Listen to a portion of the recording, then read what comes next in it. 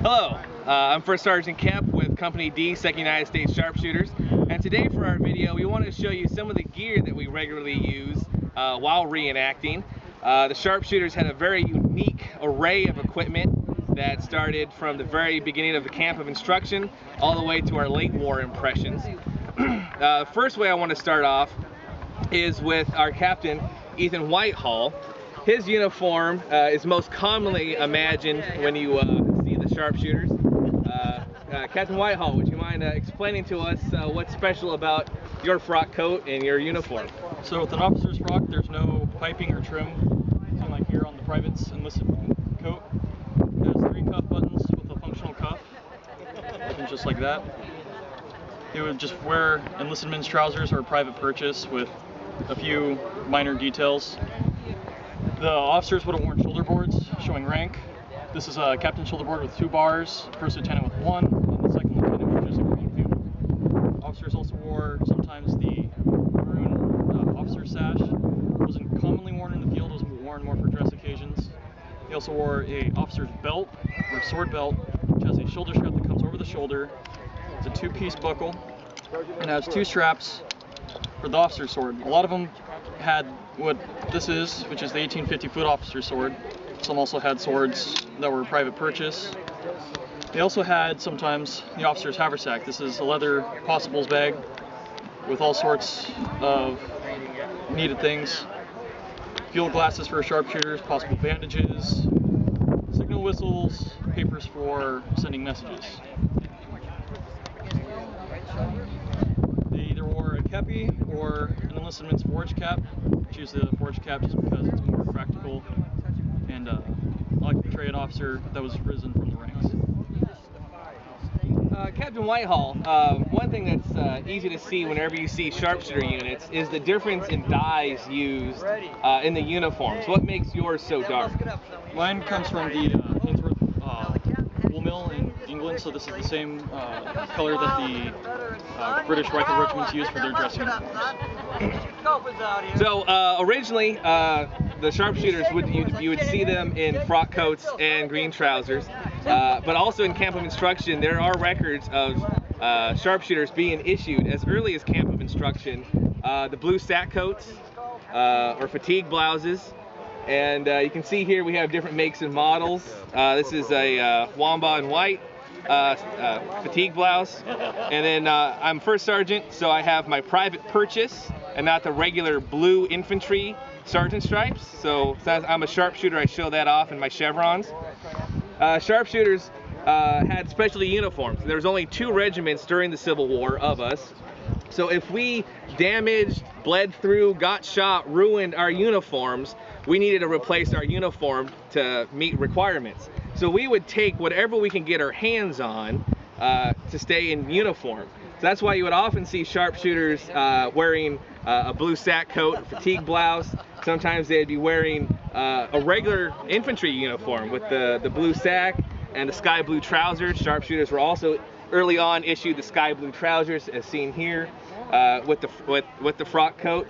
The other thing to notice here that's different from the captain is he has his brass buttons, and Private Turn-In here has the Goodyear rubber buttons that were helped to conceal us during combat.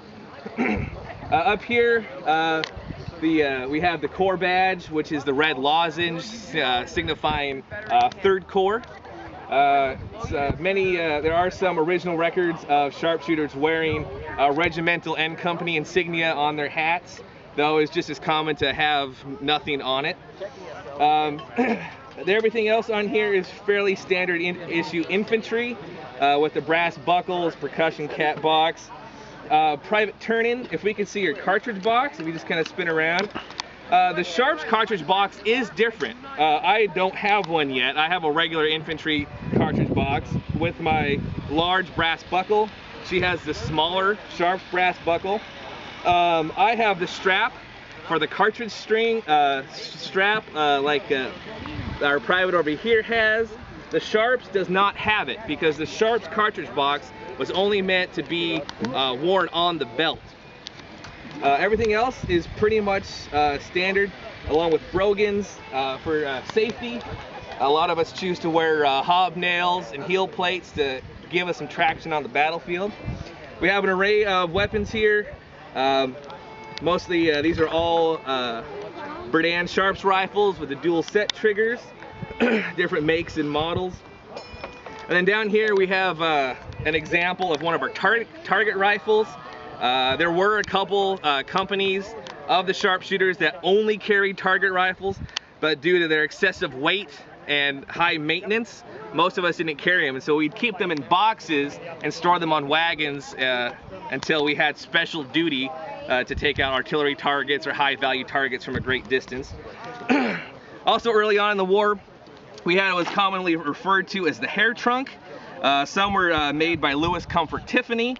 We have a very special mess kit here, which was highly desired by other soldiers because of its completeness. It's a multi-piece kit that straps nicely to the bag. And you have a lid, a big pot, you have smaller compartments. You also have a nice frying handle, so you can cook all sorts of things with this. These were highly desired, but unfortunately a lot of us lost them when we had to drop them for combat, and they were either lost or other soldiers stole them. We are also commonly carrying the typical infantry double bag, which you can find at most sutlers. The other thing you'll see is uniformity in our gear, on our canteen and our haversack. All of this is based on actual military requirements for labeling your gear for proper identification, so things didn't get lost. You also want to label your canteen, like mine is here too, with my regiment, my company, and my soldier number, so what my name would be on the roster. So that way if there was a canteen detail, I also had my initials, you could return the actual canteen to the soldier. Have another Berdan Sharps, along with some personal effects that a soldier would typically carry. Smoking was very common during the Civil War. Some hygiene items, diary, cloth. NCOs could carry pistols. Not many of them really did. Just as it is today in the modern military, pounds equal pain. But it was an option for NCOs to carry pistols into combat. You could also private purchase them if you wanted to carry it. Again, we have another cartridge box. Some of us just take out the tins and just toss in our rounds since we're reenacting. But you would most likely have the custom-built Sharps rounds. Since we had a paper cartridge, these were very delicate, and if they just bounced around in your box, they would break and you'd lose your powder and you wouldn't be able to have your rounds effective for combat. So this is a quick little sample of Ideal sharpshooter. What's that? Ideal sharpshooter. Load out with the leggings and all that. Oh yeah, Captain, would you like to explain this ready for campaign setup? Early in the war, the ideal sharpshooter uniform was what Private Seiler has here. With the knee-high goatskin or pigskin leggings, those were quickly tossed away because they called them the 7-day leggings. 3 days to put them on, 1 day to wear them, 3 days to take them off. They also would have had the hair trunk, cartridge box on the belt,